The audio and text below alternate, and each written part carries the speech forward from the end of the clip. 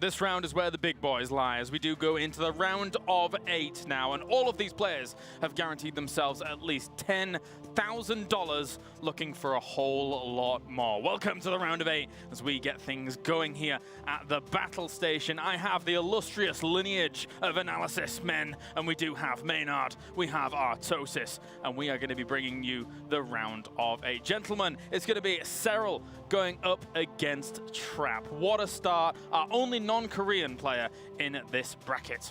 Yeah, and I mean, it's doable for him. This bracket, though, is so stacked. Look at this bracket. It's insane. It's so good, it's dumb. You know what I mean? It is just stupid. It's stupid how good this bracket is. We shouldn't even do it. No, we should just leave it like this. It's perfect as it is. It's too good. Pull funding. You guys Cancel can just the like event. imagine how great these games would have been. Yeah, yeah. There you go. Everyone go to bed. It's over. You know what? I saw the round of 12 laid out. We had the bracket last night, and I was like, I actually feel like Serral's got a pretty good shot here. I think he could beat. I think a lot do. Yeah, I think he can beat whoever comes through with Trap, and obviously Trap ended up coming through. I think he can do this. His ZVP is incredible. We've seen it. I mean, obviously, that's the matchup he won to win the WCS in Leipzig. And there's so many good Protosses in Europe to practice with, as well as the fact that he has been facing these scary Koreans. Definitely is. I mean, looking at, Serral's past track record when it comes to Protoss as well, he hasn't actually lost a series against Protoss since last year. So, he's doing pretty well. Ooh. Ooh. Yeah, I guess that's right, isn't it? Ooh, it is true. Against Showtime in the WESG. Yeah, no, that's a ways off. And since then, he's only lost 4 maps to Protoss. I mean, his Zerg versus Protoss is quite good. But Trap should not be underestimated. Agreed. People keep underestimating him, and he keeps winning. He just took down Dark. That series was sick. I think that Dark plays, such a strong style, and he's so smart that, Serral could do this too, but we should not expect, even based upon these crazy stats, the fact that he went 10-2 through his group, we should not expect that he's just going to beat. This isn't going to be Rogue versus Hurricane again, basically, is what I'm trying to say. God, I hope not. No. Maynard, quick thought before we head to the show? I think a lot of people underestimate Trap. I think he was underestimated even after he won in GSL. He's been underestimated when he won in bracket stage. He's been underestimated in group stage. He's been underestimated in the round of 12. All right, settle down. When does it stop? I don't even know if he can be. I think you're overestimating his underestimation. Okay, look, that's what I just did. I'm sorry, I take it back. All right, I'm getting away from you guys as quickly as possible. Thank you, gentlemen, as we are now ready. Going into the round of 8. Serral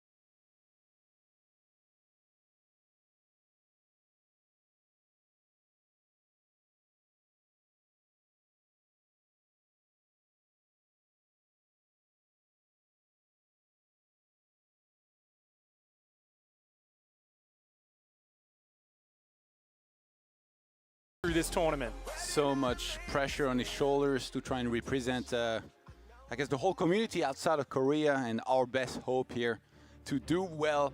He's looked so impressive. Like, it's crazy, like the names that he went up against and defeated previously in the tournament, but now he goes up against a Trap who's got, I would say, a pretty good warm-up in the matchup earlier, and who defeated the very strong Dark. Yeah, he looked incredible this morning. Just starting out very hard and fast, of course. Did go up 2-0. There was a near reversal there. Dark pulled back 2 games before Trap was able to seal it out. But sealing the deal versus Dark, no matter how shaky 1 or 2 moments in that series were, it is something which you cannot underestimate him for. I like what Artosis was saying. You know, this is a guy who can bring the fight to Serral, but realistically, form in this tournament, form overall, form in recent months, we've got to look at Serral as the favorite. He's looking focused and powerful. We are going to be launching into this series, guys. It is Zerg versus Protoss, Finland versus Korea. Up here in the top left-hand side of the map, in the red, the Protoss player representing Jin Air Green Wings. It is Trap.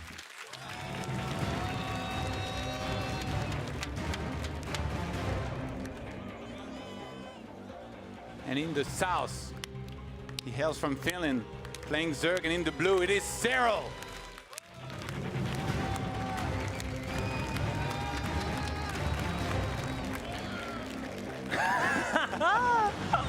Is it not though? We'll see. We'll see about that. Trap, a previous finalist here at the Intel Extreme Masters. He lost to Zest in the grand finals. One of the most memorable prize ceremonies, as Zest was the only player to ever leave the trophy with 1 arm pig. Yeah, I mean, he had sore arms for days afterwards on the plane ride home, but he looked epic in that moment. Any stadium, any office you go to, usually ESL or wherever, there seem to be photos of Zest holding that trophy up. It is such a memorable moment, such a famous moment. But right now, of course, it is between these 2 players. Acid Plant to start things off. A very wide map across the middle. Huge movement. We've been seeing a lot of drop play on this map, especially from Serral. Hydra Baneling coming in this main area, just across this gap into the main base. We've seen lots of Hydra drops coming in there, but because that's so common, Protoss players have been all over it. We've seen Phoenix patrolling there, pylons and sometimes even cannons there, Stalkers on patrol, the whole work. So definitely that's something to keep an eye out for as we go on. But especially what I love is when you get to 5 bases on this map, they're so spread out and they're all so exposed. You can't really just sit back and defend. You kind of need to get into the middle of the map and start engaging your opponent. And if it's any indication, they've both had a scrappy series previously in the tournament. When Serral played against Neeb, I think we all remember what happened. There were attacks everywhere, and it was very close, back and forth. And Trap, like just today when playing against Dark, had these crazy games as well. He lost so many probes to a bunch of Hydralisks being dropped all over the place. Somehow came back and won that game. So that was definitely could be seeing some insane, crazy stuff like that, I think, here once again. Yeah, it's very cool to see a player be as resilient as that, coming back from such a hard position. And Trap's shown he's got it all throughout this tournament, playing a huge range of the matchups and performing very well. Goes and pylon blocks the 3rd, and Serral opts to take the other base. Let's see, does he cancel that pylon at the last second to get the money back? Yes, he does. So a very nice kind of interruption here from Trap, just trying to force Serral's bases to be spread out in a pattern which he didn't choose. Trap's gonna have to be on point because Serral, he's so good with the links. He's always trying to make something happen, especially from the moment Protoss takes a 3rd base. He'll attack you in one of the bases, take your attention away, and then attack elsewhere. Go for a run-by as well. If you're not sealed off just once in the natural wall-off that you have, he's gonna sneak some links in, and then from there, what will he do? He will send links again on the other side and start doing damage that it's very hard to recover from if you're a Protoss player. So Trap has to be careful not to let these things happen, not even just once, because otherwise he might find himself in a lot of trouble. The Stargate will not be scouted, so I guess Serral will not be able to find out that there is an oracle behind the Phoenix here, but you always get spores anyway to make sure that you're safe back at home. Absolutely, and an incredibly fast lair on the way here for Serral, which does point towards 2 things in my mind. One is, of course, fast Hydralisk play. The other one is a Nidus Worm. I think Hydralisk play, definitely something we do see Serral do occasionally. It really is only this upper tier, maybe the top 5 Zergs in the world who we see consistently going straight to Hydras without opening Roaches first. We see Serral and Rogue getting away with this. Very few other players are able to balance it, but it can be a little bit exposed against some forms of aggression. Robo and Twilight on the way points towards that, of course. Charge Lot, Archon, Harassment, and potentially even All In. And there is going to be a safety Roach Warren here for Serral.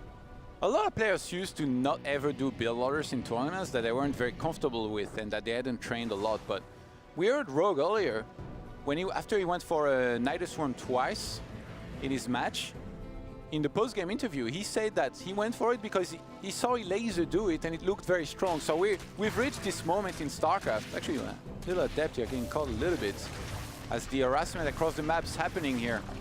With the Oracles flying in and sniping a bunch of drones here as the Phoenix pick up the Queen. Good job here by the Wing Commander himself. Trap very good with his air units every single time.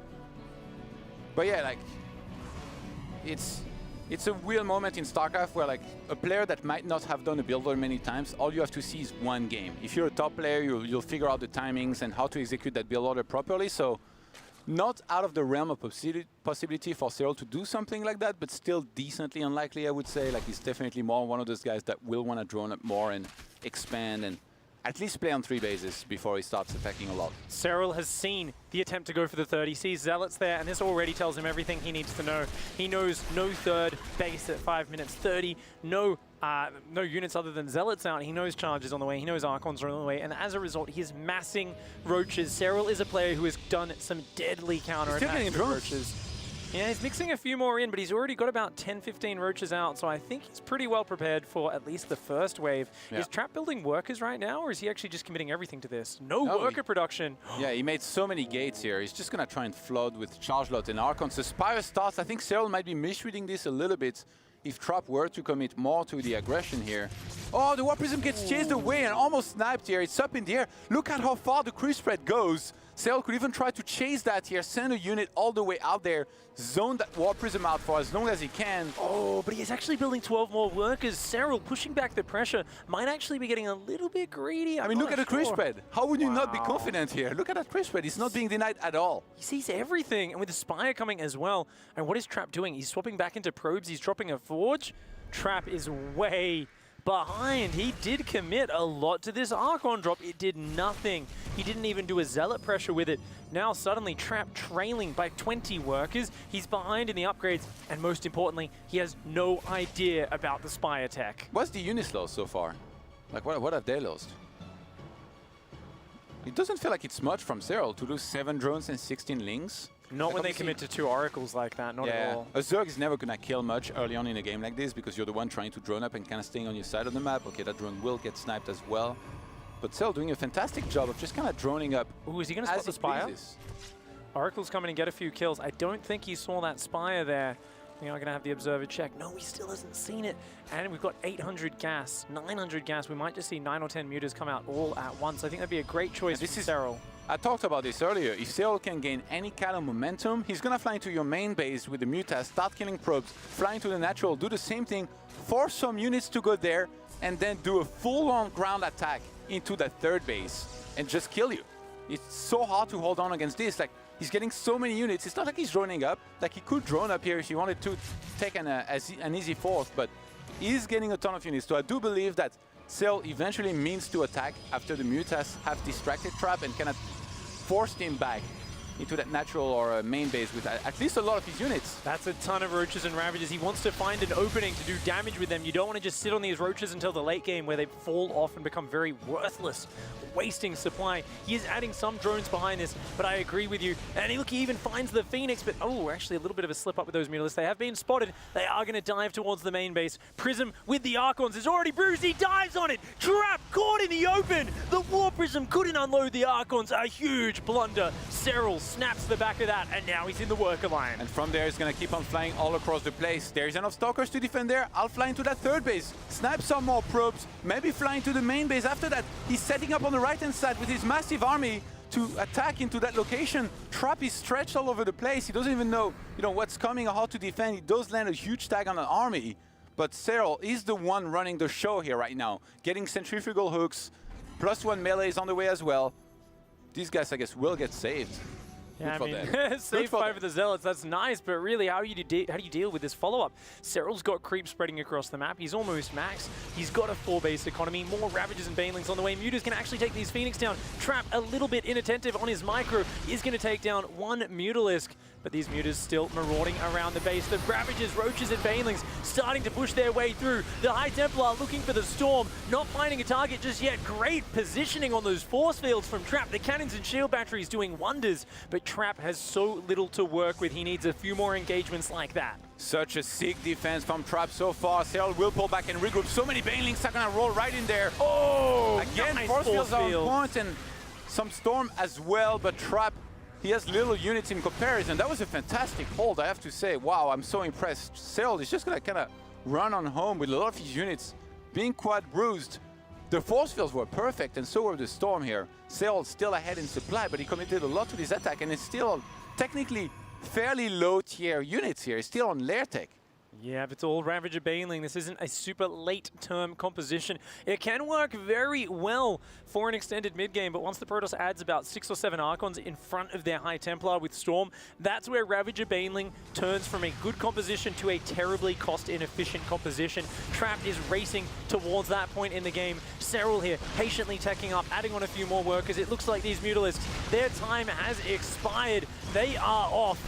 And they're all going to get shot down by those Phoenix. The Ravagers and Banelings are looking for another angle. It's mostly mass Baneling. Remember, Trap still working with very few units. He's low on units. He's low in the numbers. Is he going to be able to defend?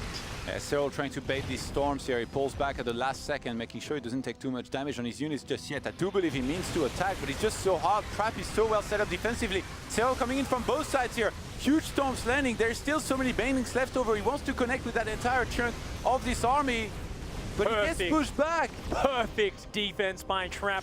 A terrible engagement from Serral, and he throws away a ton of units, kills next to nothing, only a few gateway units. Trap, suddenly, he's been down at 120 supply versus a maxed out Serral all game long, but it has been low-tech supply from Serral, and it is not paying off. He's tried to break this third too many times, and I think he's thrown away that army advantage. Now Trap feels safe to take a fourth base. Trap even trying to get a warp in here. Zerglings will catch that and shut it down. But I feel like Serral, he's given away a bit of the advantage. A bit of his momentum is gone. Now Trap going to edge towards the fourth base, and Serral going to say, okay, let's fall back. Let's spread creep, try to tech up. Yeah, now going for Cruise Spines as well as +2 melee. Serral is one of those guys that if he can reach Broodlords, he's very good with them. But it's a scary time when Protoss starts amassing a lot of Immortals and High Templars and Archons. There's always going to be the potential for an attack, which can be oh so scary if you're Zer kind of stuck on lair tech for a very long time. So we actually have a Fleet Beacon now on the way for Trap, who might just want to head into a Mothership and potential Tempest to try and counter the Broodlords here that a lot of the time here you can kind of anticipate are going to be coming. Greater Spire starts morphing. Late game Dark Shrine out of Trap. I kind of like that. His defense has been very good, but Trap hasn't built up his economy too heavily, by the way. He's on 61 workers only. Yeah, I'd like to see a fifth base and about 15 more probes at least for Trap here. You know, he's been getting battered and bruised so long all game. I think he might still be stuck in the mindset of, okay, Serral's about to hit me with the next killing wave. I need to just mass units and hang on. But that isn't really the case. And I think it's starting to dawn on Trap as he begins to queue up 5 workers at a time. Corruptors are already on the way for Serral, though. Broodlords are going to be out in about 1 minute's time. Tempest production hasn't even begun. Only now is the Mothership starting. I think Serral's doing a very good job of not overextending anymore. Like, he realizes that so far Trap's defense has been on point, so he's kind of staying on creep. He's got, obviously he can get a great engagement on creep with the speed of his units there and all the vision that he's going to have to set up a perfect fight. But with the Corruptors on the way, you want to wait for those Broodlords to actually kick in. He might want to get rid of some of that supply here. I feel like it's a little bit early. He needs to be careful and get some effective trades, but sacrifices a lot here. Not really killing too much here, though, Serral. Immortal Archon Cannon Shield Battery Storm is one of the most efficient defensive compositions. When it comes to these mid-game units, if you don't have like a pack of lurkers or something, you just cannot break that with a small army. DTs are running right on past that big Ling Bane force in the south. Going to try and snipe some Expos off. We've got Spores going down in the middle of the map, I believe, here for Serral, or maybe just at all of his bases. Broodlords are morphing. He's preparing for the end game, the mass Skywar. Serral has always been so good at this. Sieging with the defense, like bring some Spores, bring some Spines, make sure he gets more than just the 200 supply that you're limited to in StarCraft. And those DTs, actually, are they doing anything? I see them not really moving there. They're waiting for the right time to strike. Yeah, they're just going to hide and wait for now. We are seeing this army posturing around. Still a lot of units like roaches in the composition. Serral not too comfortable with forcing an engagement. DTs are going to run in on this base. Luckily, a few Hydras and roaches not too far away will be able to defend that. And it is a nice trade for Serral. Serral now, finally, starting to press forward with the Broodlords. He's got to be careful of the Storm. Storm will eradicate the Roach Hydra, and it does! Trap landing them perfectly. Serral not realizing that army was there. It's cloaked by the Mothership, and Trap is taking massive damage. He's just going to chase this massive Zerg army, lands Storm on top of everything. The Broodlords are so bruised. Serral is losing everything in an instant here. Trap jumping on top of the opportunity here to destroy this army completely. GG gets called, and Serral, wow, he assembled this army over time. It looked like he was going to be able to set up a good siege, but he might have gone in a little bit too quick here, and Trap, it was a trap after all. A mass of Zergling Baneling was still sitting in the bottom left-hand side of that map, which Serral actually forgot about. Even after that fight, he actually was back up to 170 supply, but he knew, losing all of his tech units, it wasn't going to be able to stop that push. Serral, I've got to say, blundering a little bit in the middle stages of that game, getting a bit too focused on shutting down the third, walking into Trap's perfect defense. I mean, honestly, 120 supply versus max, you're not meant to hang on there. It doesn't matter what the composition is. It doesn't matter what the defensive position is. Trap executed that so damned well. Usually, Serral is the one setting the pace. He's the one doing the attacks and kind of putting Protoss on the back foot, attacking in multiple places, but now Trap was the one doing that. What happens when Serral gets shut down, when his attacks gets defunded? That's what happens. Trap is the one going on the offensive with the Dark Templars, making Serral, not Elaser, look away from his army for just 1 second, and that's when he decided to jump on top of these Broodlords, which, I mean, Serral had to take the fight. You can't let like 6 Broodlords die and be like, oh yeah, no, don't worry about it, I'll just remake them and then take the next fight. So very tough spot here from there for Serral. He's going to have to stay patient, keep on playing well. There was a lot of things that I think he did well. It's just Trap defensively was insanely good that first game. Yep, great defense to pull that one back. It was an amazing start for Serral. He got going very, very well after the early game interactions, and no doubt he is just solving that problem in his head right now, saying, where did that game go wrong? And I'm pretty sure he will know he was far ahead with the Ravager Baneling. Realistically, if you think about it, there were other paths to finish the game. Baneling drops, dropping big masses of roaches in the main base, not attacking through those choke points on the third. Those were the secret to the Storms killing everything. Alternatively, if you want to sit back, go to the Lurkers, go to the Broodlords, show us all of that play, which you've shown us many times before, Serral. Those are the answers here. Trap, no doubt, wanting to get a cleaner early game after having to fight his way back into that one from behind. All right, here we go. Map number 2. Spawning up here in the top right-hand side. Let's give it up for the Finnish Zerg. He is Serral.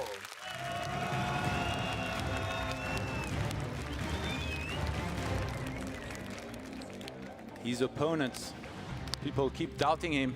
He reminded everybody he's one of the best out there in the last game. It is Trap.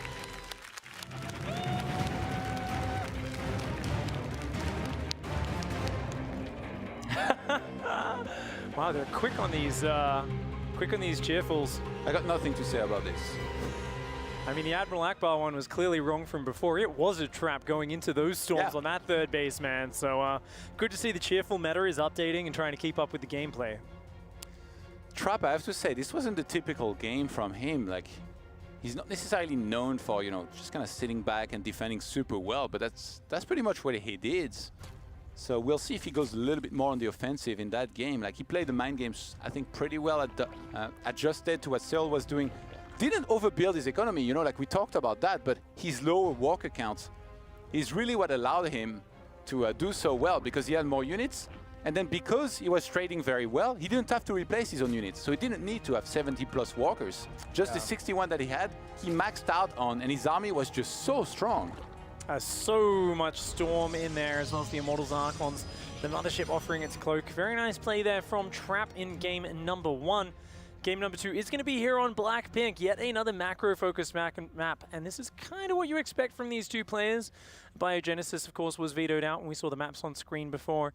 And I'm not sure if we're going to see Catalyst either. I think that might have also been dropped out. But interesting to see how this series develops. Both players opening up with some standard macro play to kick things off. You know, last game, I think there were a few times where Serral made Trap use a lot of force fields, then storms.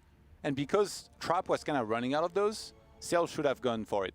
He should have kept going, and maybe he would have connected with the Banelings and killed everything. Yeah. But then that's the moment he started pulling back. So I'm not sure if he saw that there was enough energy from the sentries, that the setup from Protoss was just too good, that he couldn't afford to go for more attacks. But it's kind of weird to send one wave. You get force fielded in storm, 2 waves, you get force fielded in storm, and you're like, I've lost a lot of my army, I'm gonna pull back. I felt like he needed to go for the throat. He needed to keep attacking, but he didn't. You know, definitely decisiveness, confidence in these high-pressure moments is one of the most important skills you can have as a player. And Serral not starting off this series the way he wanted to. He is going to have to rally so far. Everything looking good in this game. This is a player who just tends to outperform most of the opposition mechanically, just speed-wise. He seems to get more workers out. He seems to scout everything more actively. When you get Zerglings in your base, he doesn't miss a beat back home with his macro. That is the sort of level of player you're playing against, and that does put pressure on Trap already, simply to play beyond normal expectations. Yeah. Any mistake will get punished when you're playing against Serral. And if you think about what Trap did right, like you might think, you know, of the fights and the defense and all, but he was setting that up because of the air units. He dealt some drone damage in the start. He was tagging the army consistently, so he saw the perfect army movement. And those Phoenixes, was Rotti playing Archon and controlling the Phoenixes? Because that's how good they looked, those 4 Phoenixes. They killed so much stuff. Oh, yeah. We saw a lot of damage go down there in that early game. And that Phoenix here first is going to open up. Nice quick Twilight Council to follow it up. Most likely Glaive Adept opening when we see it go down in this order. Of course, the defense so far for Serral has been good. He's just squeezing out a few more Zerglings as well as non-stop drone production. These Adepts trying to catch the Zerglings and shut down Serral's vision. Yeah, Serral's still looking to try and creep spread as much as he can early on. He kind of slowed down at some point in the previous game. I guess he didn't really come into play. Like, towards the end, he was technically on creep while setting up the siege towards the 4th base of Trap, which I really believe would have looked like a different game if he had had his entire army there and kind of taken his time a little bit more up until the point he had more Brewlers, because Trap really neglected the Tempest production, I believe, in that game. He got a perfect engagement. Yeah, he definitely wasn't at that air fleet point of the game. I love the Spore Crawler micro from Serral when that Phoenix comes in. He immediately refocus fired on the Oracle, forced it out after just 2 worker kills, so heavily bruised now. This is dangerous, but it looks like Serral is really respecting it by getting a lot of links. Look at this, 18 more on the way, he's morphing Banelings. If this shade goes forward, Serral is supposed to kind of crush it. Yeah, that's going to be a cancel. I think Trap fully realizes that he forced a lot of units already, so he kind of kept Serral lower on the walker count. He never really meant to commit here. Look at Glaive's timing. It's not even finished yet. It's not finished, but now he's bringing the reinforce across. So notice how Serral swapped back into drones. Yeah. So this could create a little bit of a feeling of safety from Serral. He may commit, but I think upon seeing that many, does he see it? I don't know if he sees that many Banelings. I think he's caught a glimpse just barely. So I wouldn't be surprised if he does back off for now. You can see Serral with Atling Bane hungry to catch the Adepts, to shut those down. And we get to see the first-person view of one of the fastest players in the tournament. Serral is so quick and so precise. And one of the cleanest mechanically as well. Like, he's just so incredibly good. You know, I spoke with Stefano before, and he told me that he had never respected the StarCraft player, but Serral is the only one that he ever respected. I was pretty surprised, actually. And with good reason. Stefano famous for his precision, accuracy, and not wasting many actions. But Serral here, he has the pinpoint accuracy of a surgeon. Does get a little bit surprised by these Adepts, but so quickly pulls off drones, focus fires those Adepts down while also injecting his hatcheries. This is the sort of play we see from Serral. And even after all of this action, he's up 10 workers. He's got the Hydra tech and the Baneling tech on the way, and this is a composition I like to see from the Finnish player. No more of those clunky Roaches and Ravagers. These units going to dish out the hurt. Yeah, Roach Ravager didn't work. It might be a good time here to go for Hydralisk, Kling, and Bane. And hitting the timing, a pre-storm timing could be great, or even as Protoss get storm. Usually they're not going to have that many. Just fight before there is too many Immortals and Storms for you to handle. That might be, I think, a very good plan there. If Serral was to go for something like that, we'll see when he starts making units non-stop. Right now he's on 66 walkers. and making a ton of them already. Oh, this Adept drop, constant action from Trap here, really delaying a lot of mining time from Serral, and a big push. 5 sentries, a ton of Adepts, and an Immortal. We've seen Trap fake this sort of push in the past, but this time it is real. 8 more Adepts warping in on the top. He is going for broke right now. Baneling speed not quite ready. Serral needs a lot of Hydras and Banelings to hang on against this. Yeah, he's getting only units here right now. We see the production tab is getting so many things actually. Some of them could actually complete, that'd be great, but the sentries are going to be the real threat here. This is where you go Roaches, this is where you go Ravagers, because if you can't break those sentries, it's going to be a big problem. Serral evacuates his extra base there, resaturating the other one. He can drop Banelings on top of this army. I think that's going to be the plan here. Yeah, he's got those Baneling drops going forwards, getting some massive hits on the sentries and the Adepts. So many Adepts get hit there. A few of them shade through to the other side, but the Queens are making mincemeat out of that. Serral does lose the 3rd base, but he's got a 4th hatchery up anyway. More Hydras on the way. A ton of Adepts coming in. It's tied neck and neck right now. It's all about those Queens trying to buy time. There's no Banelings left, Todd. There's nothing to deal with these Adepts. Yeah, the army of Serral evaporated here, and Trap has a lot left over. Remember, he can keep on warping in Adepts. 8 by 8. It just doesn't stop. Wow. And there is no way to take out that Prism either. He's covering it with all of his units. Snaps another very important hatchery, taking out a lot of the production of Serral, who's going to come in from behind. He's going to have to take this fight and clean this up. The Banelings trying to get on top of these Adepts, but the spreads are good. Trap here with the perfect timing for this particular game. Counters Serral's strategy of going up to the Hydra Baneling and takes a 2-0 lead. We keep on underestimating him, but the Wing Commander is back in full force. He's up 2-0 now. And what an incredible turn of events. A decisive timing attack off just 53 workers. It was a fake 3rd base all along. The timing hit just on time before Zerg was going to have enough army to really deal with this. I don't think that the 5 drones that Serral started during the move-outs were the biggest of deals. Obviously, it didn't help his case, but it's just before Serral was going to comfortably load up these Overlords and be ready to properly fight against this army. So as much as he has some good connections with the Banelings, it's so hard to fight this kind of army just before you have enough. In this case, like, he committed a lot to the Zerglings and Banes. He didn't have that many Hydralisks to really help deal with this. There was a lot of Queens at the front, but Queens, if you run out of other units, in this case the Lings and Banes, they're not that good by themselves against just the Adepts, plus the one Immortal that was killing everything, by the way. Queen's great anti-air, great tanking, they're great meat sacks, but if you don't have the Hydras or the Banelings with them to get rid of the Adepts, they really just don't dish out that much damage. And Serral there with a devastating loss. You can see the conflict on his face there. He's obviously upset. We all know as the observers, of course, how far ahead he was in game 1, and I guarantee you, he did as well. But these are the moments that define these players. When they are down, when they aren't necessarily living up to their own expectations, how can they find a way to center their mind, bring themselves back to a fresh reset, come in with a new mindset and say, look, I've got to win 3 games in a row. Rather than tensing up and getting stiff in my play, rather than putting too much pressure on my shoulders, how can I just clear my mind and go into the next game with those killer instincts? Hey, just forget about game 1 and 2. Just keep on playing StarCraft the way you would on ladder. Play your best StarCraft, Serral. I do believe he can still do this. It just kind of feels like Trap. The stars align pretty well for him in a lot of these engagements and actions. We'll see if that continues here with map number 3 coming up. And that was a very quick second game there. We're about to dive into the 3rd one to see if this man can make a comeback. He needs your support now more than ever. He needs to win the next 3 games in a row. The Zerg player from Finland in the bottom left-hand side of the map. It is Serral!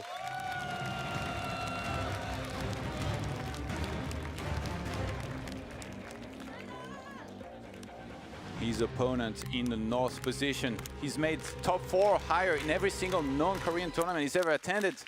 Playing as the Red Protoss, it is Trap.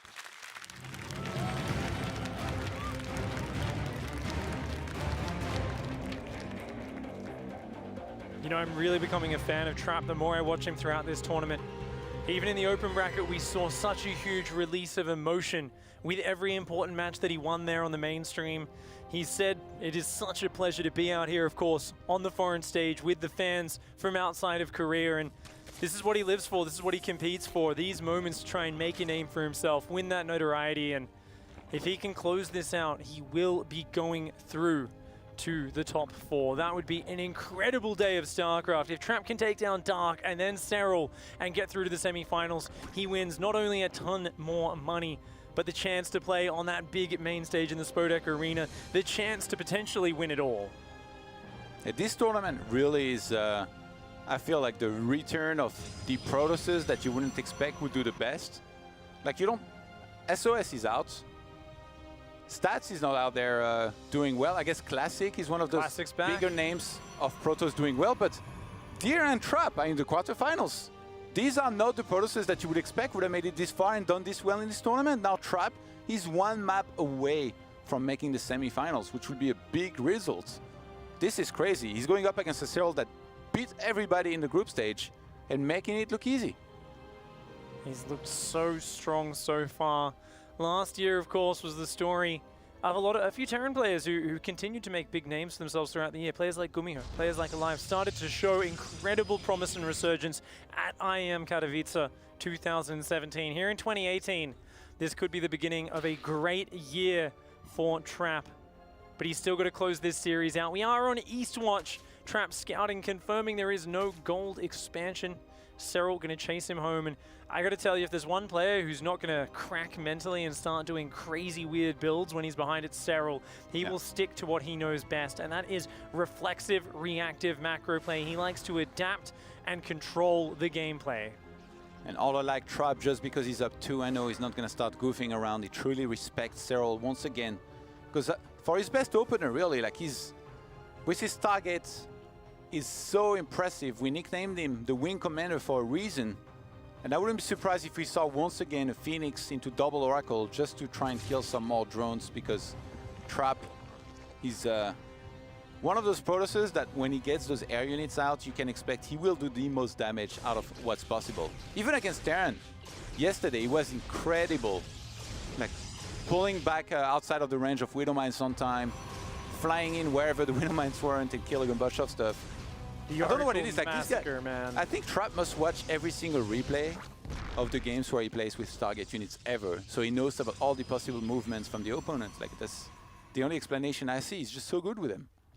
Always seems to find an opening to do some damage. Is going to be going for the Robo and the Twilight follow-up, so looking like game number 1. Remember, that one didn't work out so well for Trap in the opening stage, going for the Archon charge lot pressure, something Serral was incredibly well prepared for. This time around, though, Serral is not opting for the Roach Warren. He's going to spot the Robo, and I think that may prompt a Roach Warren in response, but Serral might just try to go Hydra Zergling Baneling again. Gonna have to keep our eye on that production tab. It's definitely looking like a straight to Hydra play. This is very risky if Trap commits to the charge lot Archon. Ooh, here we go. Pick up on the Queen here. Oracle's gonna fly in. Actually pretty well defended here. Just immediately targets the Oracle with the Sporkle, and no one else reacts that fast, but somehow he's always on point with it. And still now, that Queen is gonna chase that away. So Trap will be forced back for now, but we have a couple more gateways on the way here, Charge and the Templar Archives. Actually, that's more than just a couple here. 4 additional gates. 3 actually. So he's going to be up to... Oh, there we go, 4th. Oh, he's dropping more gateways. Okay, here we go. Oh, did those Zerglings see that? Yes, they did. That's actually but they didn't see the ones in the main. I guess timing-wise, he might be able to realize. Timing-wise, that is a huge tell. Yeah, he's going to start pumping Roaches immediately. Starts Roach speed. It's a good reaction from Serral. The important thing is to not get too comfortable and say, oh, I've got 10 Roaches. Let's go back to building drones. No, you need to build 20 Roaches at least, Serral. Yeah. You've really got to focus hard on the defense.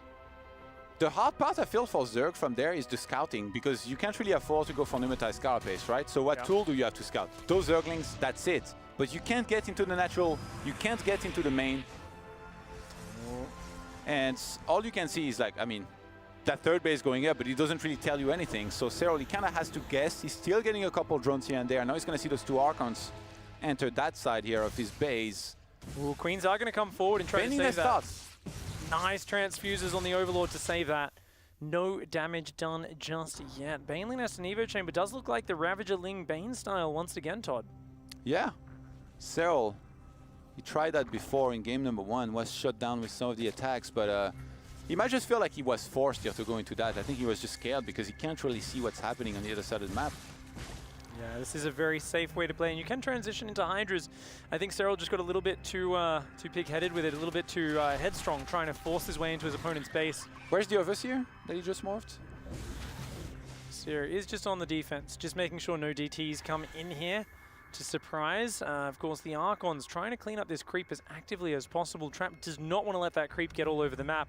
Baneling speed is now on the way. Serral with a very healthy worker lead. I mean, this is it. When you're in a straightforward game, I feel like Serral almost inevitably seems to gain an edge, and he gets the room to put down the Spire. The one thing missing for Serral is he doesn't have the fourth base yet, but ooh, that's an interesting Spire spot. Yeah, in the right bottom side of the map here, with an Overlord dropping creep. Trap, it's very unlikely that you will see this. Like, you're not supposed to send hallucinated Phoenixes like all the way around, so likely he won't be seeing it at all, but there's also a chance he doesn't even care and he does his own attack. We'll see. I mean, he's getting a Phoenix right now. He can't, I guess he saw the amount of Zerglings. Maybe he's like, well, this is weird because you're just not making units that cost gas, so there is a decent chance you, I mean, Phoenixes, they're not that expensive, right? You can just make a bunch of them and find yourself safer against Mutalisks. I think he's been studying Serral's style. He knows mutas are a big threat with this player. And that is something down there. He's keeping his eye out. The Warp Prism was down there as well. Almost spotted it. I don't think it saw it though. Yeah, it was kind of skimming past the edges. That was close. Didn't quite see it exactly. Serral still in a good position here. He's going up towards that Spire play. Phoenix patrolling around the map. Trap going for Storm. He's got the Immortals, Charge Lots and Sentries moving out to do a little bit of pressure. Where are all the Phoenixes? Because he's made a few now. It's almost as if Trap is just waiting for those mutas to hit him, and he's going to jump on top of them with the Phoenixes and kill them all and be in a great spot here. Yeah, I think this is a really smart way to play. I mean, you think about it, you know Serral's doing this every game. Even with the Proxy Spire, it seems like Trap is just one step ahead, reading his opponent's mind. Does Serral fly across the map and go into the main base, or does he try and catch the Prism? I think going for the main base is better, because the Prism, I mean, you don't really catch the Prism. Prism catches you if it drops the Archons, right? So, we'll see. Yeah, he's going all the way around. I think he set it for the main. I think either way, this is a disastrous investment for Serral, right? He's going for the main where there's 4 or 5 Phoenix waiting for him. He's not going to be able to do anything against this. Trap is literally waiting for this. This is so sick. He somehow knows exactly. Oh, he has an Observer in the base as well. He has a cannon in the line. Force fills a bunch of Zerglings in. He has so much vision, by the way. Trap, I think he has 1 Observer around the natural. And now it's Phoenix time here. Serral will be sad to find out that there were Phoenixes waiting for him the whole time. He's going to try to chase them, but he doesn't achieve any economic damage. The Mutas are such a big investment. Even if he can deal with some of the Phoenixes here, those Mutas eventually are going to die. And Trap gets such an important snipe. He needs to keep on macroing, by the way. Like, his minerals are going quite a bit up. I know killing the Mutas are important, but he's pretty much already done that. This is my stream. He's floating 1,400 minerals. He's obviously very focused on that engagement. Losing 2 Phoenixes did make it a little bit scary, but he shuts down the Mutalisks, gets back on top of everything else. He's even going to snipe down the 6th base, expand down here in the bottom. Serral going to move to defend that. Now, he's building a few more Mutalisks, so I think he's going to try and shut down the Warp Prism with that. But this is really a huge wasted investment for Serral, and this buys Trap time to get to the late game. Serral here, he just committed to so many Mutalisks, hasn't gotten any damage done for the beginning, and there's still a good squad of, those Phoenix out. Phoenix shutting down the Mutas at the same time the Spire goes down. Oh, this is a disaster. Trap countering Serral's play before it even got going. And immediately upon losing this, Serral starts a Hydralisk Den and an Infestation Pit, thinking of transitioning. I don't think...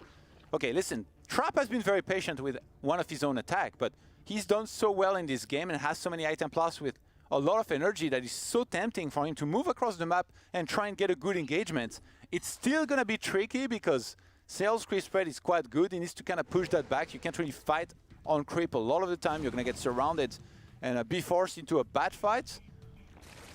But when the game is going this well, I have to say it's quite hard to tell yourself, okay, I'm just going to sit back and wait anymore. A lot of cannons. Trap is playing so well against the style of Serral, or against the style that he's known to play. Ooh, he's on creep, actually. This is dangerous. Such a scary push, though. So many Archons. He's picking up the Banelings. The Storms are massive on these Banelings. So many going down, washing up against the Archons. Serral's gold base is in the open. His mutas are trying to defend, but they're not going to help in the frontal fight at all. And this is a beautiful push from Trap. He's going to take out this expansion. I'd love him to recall after that. I don't want to see him stay here too long. Here we go. Serral trying to punish Banelings, running forward. The Immortals starting to fall to the Ling Bane. The Archons disappearing. Trap's army gets obliterated. He's done a bunch of worker damage, though. And those Phoenixes are going to reign supreme here. Kill some of these queens, fly back across the map to try and defend here for Trap. Serral is on the counter-attack. He's committed so much to this. Finally defended a huge attack from Trap. Catches a bunch of Zealots. 94 army supply to 59. Does Serral actually go for it? Looks like not. He's kind of waiting for Hydralisk to be out there, maybe so that he can deal with those Phoenixes. Trap is, for the most part, spent a lot of storms, was forced to make Archons that died, so he's not going to have that many storms here. But maybe Serral doesn't think he can break him anyway. Yeah, I mean, I don't mind Serral doing this, building up enough Hydras to contest the Phoenixes. That way he'll be able to defend everything, push him back, allowing Serral, of course, to respread creep, which is something which is very important. He needs to keep going. And he can re-drone. Serral needs to get back up to about 80 drones. If he can do that, he stabilizes. He's up in supply. He's going for the Lurker tech now. It's going to reset this game a little bit. Yeah, Serral resets not just the Archon count, but the Immortal count as well. So he might be content just kind of sitting back, re-droning back up. You see he's taking a lot of bases. He's still got mutas for mobility. 2 High Templar go down. These mutas, of course, kind of worthless with such a huge Phoenix count out. He's just trying to kill whatever he can. Picking off exposed probes, a good choice here, but he might have gone too deep with these mutas. No, he's actually going to be able to extricate them out of there. This is really cool, because as long as that pack of mutas is alive, a Prism cannot threaten him. It will get hunted down immediately. And Trap's still having a little bit of a cheeky watch there with that observer. He's kind of staring at everything that's going on. A huge Zealot warp in on the south side is going to come in. I do worry a little bit for Serral here. He's trying to go into Lurkers up against triple Robo Immortal production. That's not the best position for him. Yeah, I mean, he has so many options, right? Because he's getting Adrenal Glands. Nice recall out of there. Actually saves so many Zealots here by Trap. Such a high-level play once again as he grabs the late-game Dark Shrine. And in this kind of game, they've been fighting so much that a lot of the time it's going to be hard to have spores everywhere covering you very well. And even if there are, you can still send in 2-3 DTs, snipe that spore, and then go to town on those drones, or even take out a very important base or hatchery. So I kind of like that by Trap, especially on 4 bases. You can really afford to spare a few of those Dark Templars to do some almost guaranteed damage a lot of the time. Oh yeah, you know, I'd love to actually see a Viper or 2 come out, drop some parasitic bombs on these Phoenix. Later on, of course, abducting or blinding clouding the army, but something a lot of Zerg players don't really focus on is the High Templar feedback, just a bit too brutal against them in the engagements. We do see Serral trying to probe up to a super high count. Trap already up at a very nice economy. Trap starting to transition into the Sky Army, and his Zealot counterattacks are continuing to be such a nuisance for Serral. I'm a little bit surprised the mutas are staying across the map. I guess their time has come. Like, Serral's trying to do as much with them as he can before replacing them with something else. Maybe trying to fight the Phoenixes, but this is going to be in vain. And now there's the very interesting scenario where Trap has a lot of Phoenixes. They actually could be useful against something like Lurkers in picking them up. Absolutely. Especially because Adaptive Talents is on the way, and these guys will burrow almost instantaneously. Oh, he's going to try and catch the Phoenixes. They accidentally fly in. And 1 or 2 Phoenix do fall, the rest heavily bruised. Double upgrades are on the way for Serral. He's staying on Lair Tech for now. Just those adaptive talons, that is the Lurker upgrade, which gives them movement speed and most importantly, burrow speed. So they can actually just run around, popping in and out of the ground at will. That's finished now. Serral adding up another 10 drones. He wants to go up close to 90 workers. Oh, wow. 20 probes going down here as the Phoenixes will try and exact revenge on that Zerg army, chasing it down, picking up a lot of these units and taking them out. Both players trading non-stop. There hasn't been almost any downtime ever in that game. Oh, there we go. The Phoenix take a big hit. Trap loses almost all of them. I mean, they weren't the most useful unit at this point anyway, but he would have loved to keep them just to disable those Lurkers. Zealots continuing to run in from all sides with that +3 upgrade on those charge lots doing so well. Great Lurker spread here from Serral. He's trying to just hang on the defense. And fortunately for him, he's been wise enough to build such a high worker count, even when he loses 7 or 8. Worst recall of all time. He's so high. Oh, did he just try to recall those? Yeah, he tried to recall and they all died. That attack looks so scary actually from Trap. There is so many Immortals. If not for the Lurkers, I think Serral might have just died here. But now he's set up with the lurkers defensively. This is the one thing that can keep him alive. To maybe try and make it into something like Brood Lords, but Trap's trying to use the mobility of his army, and so is Serral. Goes for the counter-attack across the map with some roaches, and Hydra is looking to try and put some hurt here on Trap. Who's already kind of replenished pretty well, actually, on the walker counts. He's going to try and take this down. I like this trade here from Serral. Obviously, the reinforcement's going to come in from behind, but not before he does manage to focus down all of the cannons and hopefully a good handful of probes. With some good focus fire, Serral can still be annoying there. Does take down a couple before getting cleaned up. And very good play from both sides. DT's coming in from there for Trap, and Serral seems to be out-positioning him after what seemed like a disastrous Mutalisk tech choice in the early game. Oh man, 9 probes rally into the Lurker Splash and die. Trap's worker count taking a beating in this game, but his immortal count, that is so scary right now. We have 14 immortals, another 2 about to pop, and really, Serral does not have Broodlords yet. He doesn't have a unit that hard counters them. He can defend Immortals with Lurkers, but it relies on him using choke points. He needs to hold a defensive position, otherwise those Immortals will smash his army. Both players are so mobile. They keep attacking everywhere with the tools given to their race here. In this case, the War Prism for Trap is still across the map, getting almost a cancel on one of those bases there. Trap still moving forward. He's got the Mothership now. Where are the Vipers here? I feel like some Vipers could be very important for some abducts, some blinding clouds, especially when you have this many lurkers. I feel like Serral might have neglected that a little bit. I mean, he's going to need more lurkers probably here as well, I think, to take this on. There we go, nice counterattack, a great storm on the defense, but he's going to get the gold base, I do believe. Trap is almost out of minerals, a little bit everywhere actually. He's kind of running out of economy here. I don't know if his recall's cooled down either. I feel like he wasted that one before. Oh no, so many Immortals getting trapped out on the map. No pun intended, hopefully. And yeah, Serral just won't let this army escape unscathed. Punishes a lot of it. And all of a sudden, we're in a situation where Trap's not maxed out. His economy has been destroyed largely, whereas Serral is maxed out and is building up quite a bit of economy here. Oh, this is a scary army though. You've got to be careful, Serral. Yes, you've got the momentum, but one missed engage and you can still throw it away. That army of Immortals and Storm is nothing to be trifled with. Plus 2 plasma shields is also about to finish. This is such a scary Protoss force, and Trap is on the warpath. He'd love to crush this army, run across the map and win the game right now. Yeah, +3 missile attacks just completed here for Serral. He's going to be pretty happy about that, considering his army is almost exclusively ranged with so many lurkers. Trap might be losing patience. He'll still be getting counter-attacked on the other side of the map. His fourth Nexus under threat. He's gonna go for the recall, but Serral is just gonna walk out of there. Some of the units recalling from literally only one screen away. Here we go, Serral gonna move forward, a little bit ambitious. Is gonna jump on top of a section of this army. His lurkers morphed, so many of them are there. The Overseers actually aren't in position right now. The Overseers ran away for a second, but great spreads against the Storm. Beautiful storms blanketing the army. Both sides trading armies right now, but a few lurkers still standing strong, and the Observers have been focused down. Only one still there.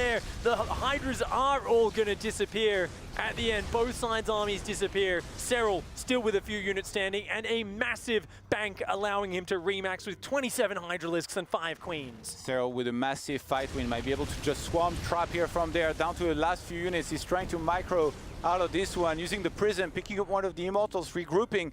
Greater Spire is now going to start, and Serral, having defended against the War Prism finally, I mean, there's still one more on the map. He's able to keep on saturating those bases that he's been relentless about trying to take. Oh my god, man, the War Prism gets caught on the map. And with that, Trap's army stands at 43 supply against the 132 of Serral, who I think is about to put an end to this. Serral, the hero of the group stage, the Finnish champ, the guy who has been absolutely crushing it, almost goes out but says no, despite his build order being countered. His Mutalisks washing up into a wave of Phoenixes. He manages to pull it back. He wins the long game. The multitasking is insane. The counterattacks and positioning is insane.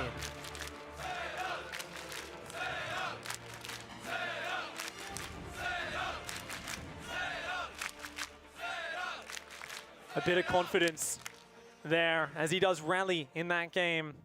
Trap, of course, he was up 2-0, 1 game away from closing it out. It's the same position he dealt with earlier today against Dark. He was up 2-0, Dark managed to bring it back to 2-2, and Trap could barely finish it out in the end. This is a very scary position to find yourself in once again. It's going to be a hard-fought series. We've got a few more games coming right up, but first of all, let's go over to Kalaris and the guys on the desk. Feels like a while since I've actually seen you. It's been so long, those last 3 games.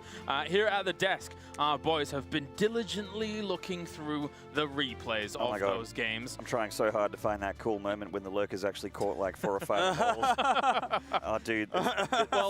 Such a long game. We'll come to that game 3 in a moment, of course. But Artosis, starting with game number 1, do you have something for us? Yeah, we can take a look. Because, okay, it's like 2-1, and it looked for a little bit in game 3. Yeah. Like, Serral was actually going to lose, and it was going to be a 3-0, and I'm sitting there next to Maynard, and I was like, I said this wasn't going to be Hurricane versus Rogue.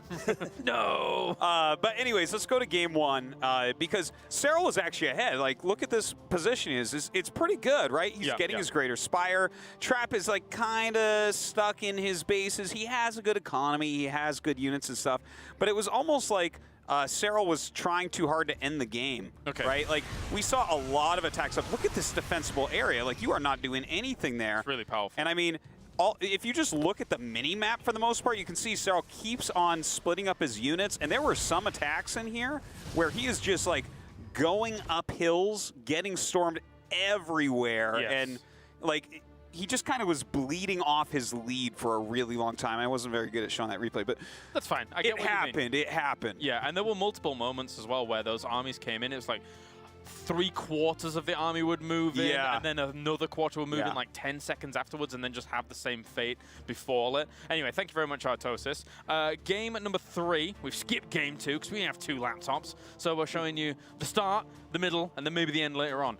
So, Maynard, what do you have for us? Anything? I have the moment where the dream became alive for Serral, I feel. So these Phoenixes were being a real pain in the backside. That hidden Spire tech, obviously that happened a lot earlier in the game. The hidden Spire tech was completely countered by Trap without him even really seeing it. But that moment right there just caught those Phoenixes. And look at this. There is a ton of Immortals here for Trap. And this is the part where he just sort of, I think he herps when he should have derps a little bit here. Like he's getting those Immortals caught by the lurkers here of Serral. Adaptive Talons these counterattacks for starters, while we're waiting for that moment, these counterattacks help Serral alive. We can see that Serral's still quite a bit down. Like, yeah, he's up in army supply, but as far as tech goes, as far as army viability goes, the Adaptive Talons lurkers are where it's at. And then he has this big attack. So he's doing damage. He's got a Nexus on the top, and there's the Nexus on the south. He's sitting from the north and the south, James. That's right, there's a big tag there on the lurkers. I'm trying, oh God, please. Replay, please. Can I have a caught Immortals one time? I'm trying to find it. Can I get a replay, Can I get a caught Immortal one time? Replay. All right, okay, so this is a massive amount of splash damage here for Serral. Oh, bam! There it is! Got him! There it is! You got him! And that was actually a huge pick off there. Like, look at the Immortals. He's up to 12, but he's producing for the last 10 minutes of these Immortals, so that really got reset. This Nexus is dead. This Nexus is dead. He's retaken it, and Serral is back in the game. And of course, we saw that his engagements from then on, it was like the first half of the game, nothing went right for Serral. And then the last half of the game, nothing went right for Trap. He even sent off a Warp Prism later on, which just got caught by some Hydras. And that was just done with. Like, this isn't even the one I'm thinking of. It was filled with Gateway units, and that was the nail in the coffin for Trap. He just couldn't do damage to Serral anymore.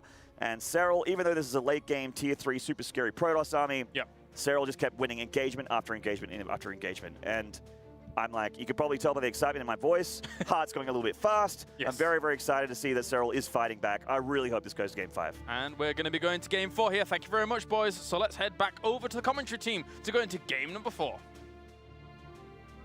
Good to learn some pro replay analysis tips there from Maynard. Apparently, you shout at the replay repeatedly to show you the point that you want to see. Thank you very much, Maynard, for helping us out. Got him. Good job, Maynard. Fantastic series, Big. I have to say, I was getting a little bit worried it was going to be a 3-0, but Serral really bring it back beautifully. Like, these games, I'm looking at them, like, I know these guys are good, but this is just non-stop action from start to finish.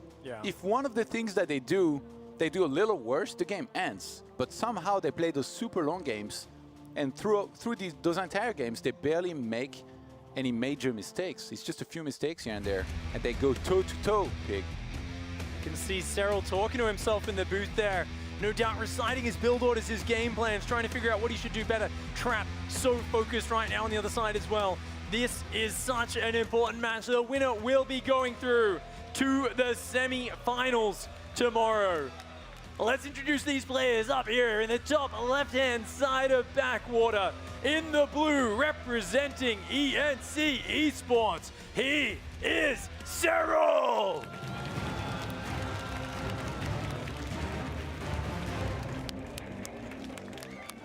His opponents making Protoss proud around the world. In the red and in the south, it is Trap.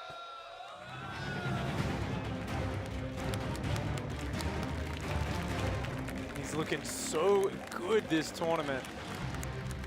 Trap stepping up his game and delivering. It's been a lot of the same openings from him, and we've seen him diverge in two different paths off his Oracle opening. One is the Glaver depth pressure.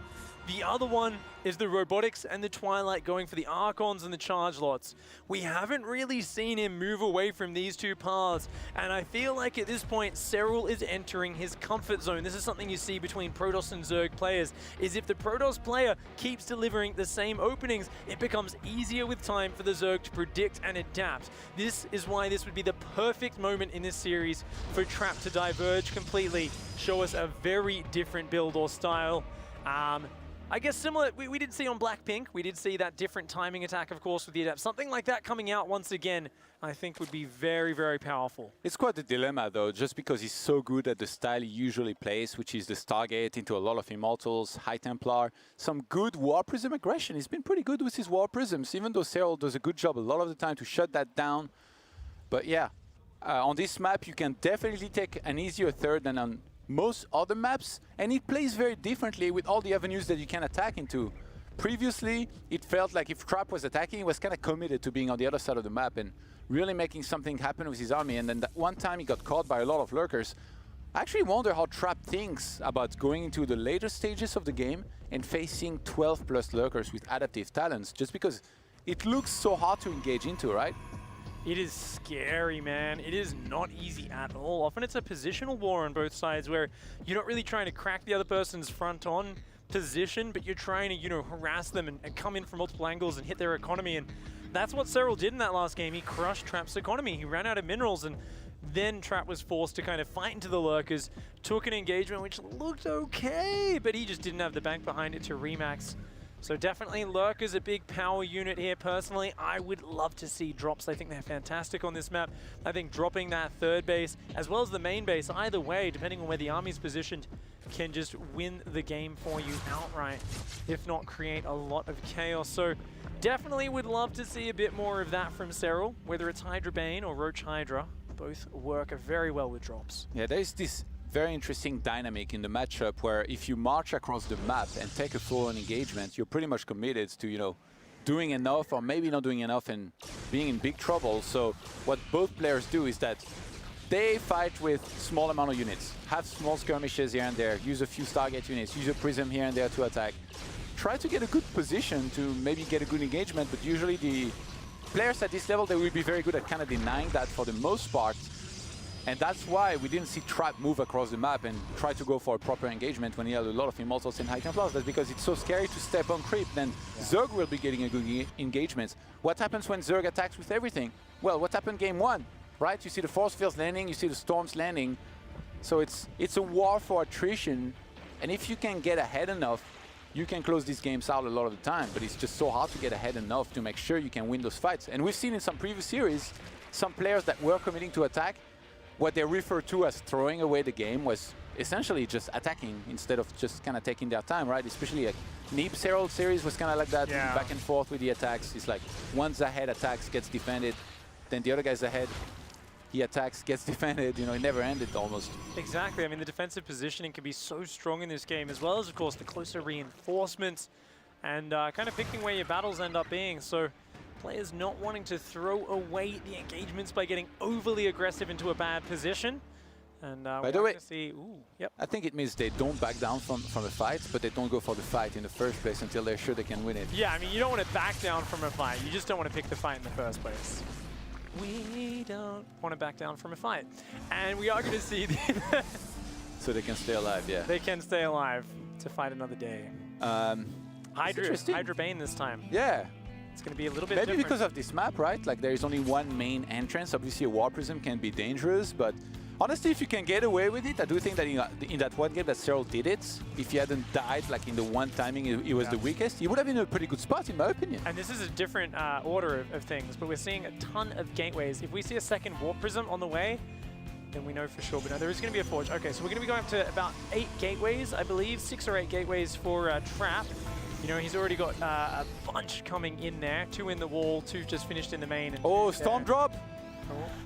He starts Storm, warps into High Templar so they can start charging up on energy. Trap will be mixing in some different air units here. That's going to be a huge threat in the War Prism and these 2 High Templars. This is sick. Is charge not started at all yet? Is there no charge? Okay.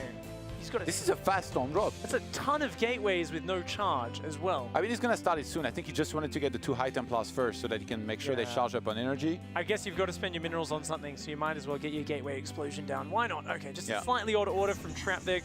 Kind of ran my head through a loop for a moment, but he's going to be chrono boosting out the Storm, and the Overseer does see that now. Oh, this is sick. It's so rare for them to actually drop, so even seeing the fast Storm, it's not necessarily going to click that there might be a Storm drop, but it's pretty well prepared. Queen and Hydras.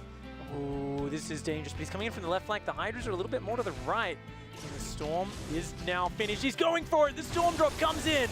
Massive Storms. 6 worker kills. A lot of drones getting pulled out of there with just a sliver of life. That would have been a lot worse if Serral hadn't moved that away. So as much as he loses 6 drones, it's not the end of the world. He's going to be able to replenish that. Already 9 more drones on the way here. Serral gets supply blocked, losing the Overseer that's across the map. But at least there's no big attack coming that he's not ready for. And look at that creep-spread pig. My man, that is delicious right there. Creep all over the map. Zerg fans rejoice because that's a great sign for the rest of this game. Serral looking very good with the map control, and he's opting for a very different style. Hive and Spire both starting up. He's going to tech to quick Broodlords, an older style we haven't seen a lot of in this tournament, and that is going to require very quick Tempests if Trap wants to defend it. But for now, Trap is so focused on the defensive because what's he been dealing with this series? Hydra Bane busts, Ravager Bane busts, all sorts of different mid-game attacks. He's not necessarily scouting Serral's base and realizing this is coming.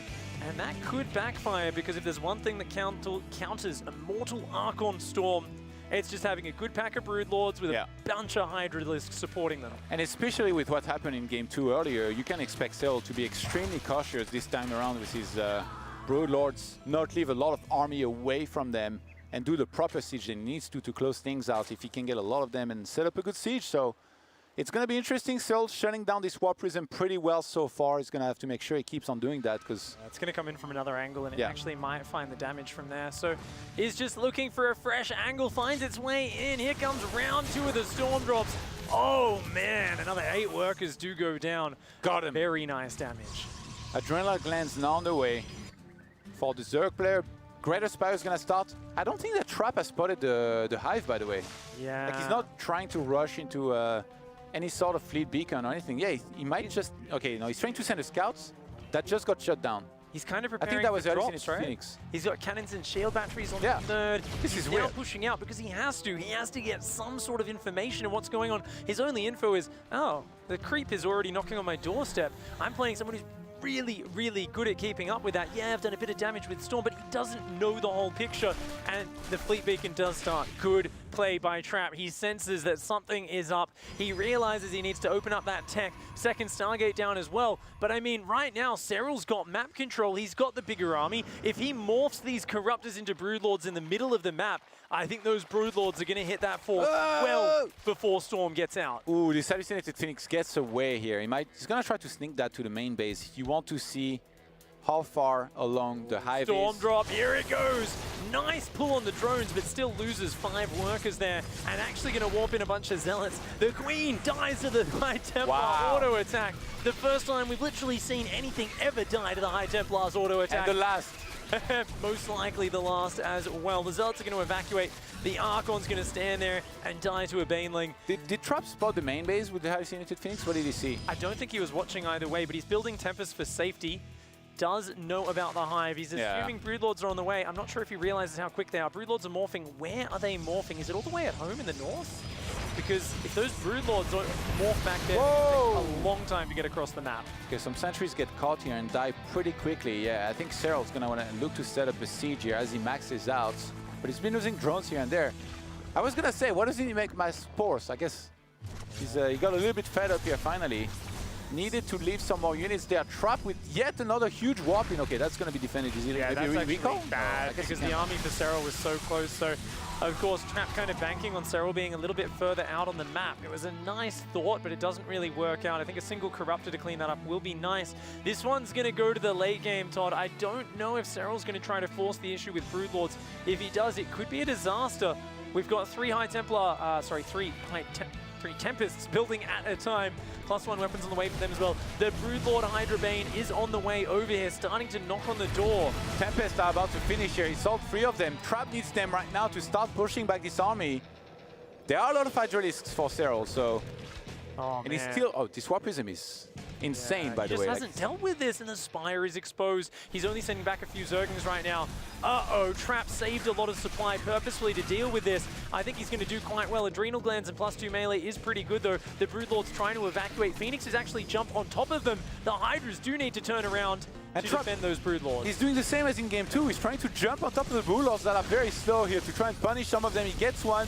Might be able to get 2 unless that gets transfuses.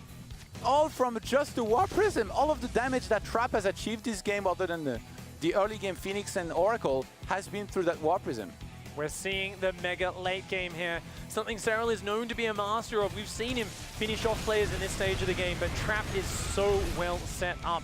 He's got his flyer upgrade starting to queue on up. +1's finished. No doubt we'll be adding +2. We've already got 5 Tempests out. A Mothership is done, as well as Archons and a ton of Storm. This is a ground-pounding army from Trap, and he's adding in Void Rays to deal with the Corruptors as well. I feel like Serral needs to play this one a little bit slow, and he's got to start the Spore Crawlers in the middle of the map. Yeah, I think that would be very smart for him to do that. He went into Pathogen Glands, and now he's getting Neural Parasite. So we're going to see Infestor production start now for Serral, who's close to maxing out. So it's not like he has a lot of room to make that.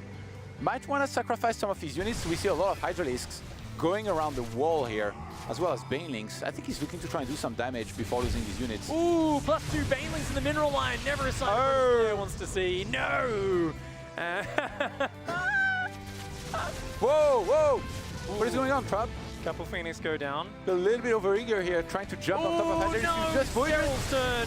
Hydra's in the open. Oh man, just eating Storm, not paying attention at all. A big misstep there from Serral.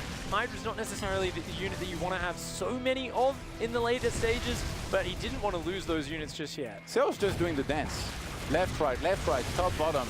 Now attacking at the bottom with a lot of links and some Banes, but every single Trap is there with a lot of units. Yeah, it does get a few Immortals and a High Templar. Not a terrible trade, but not great either.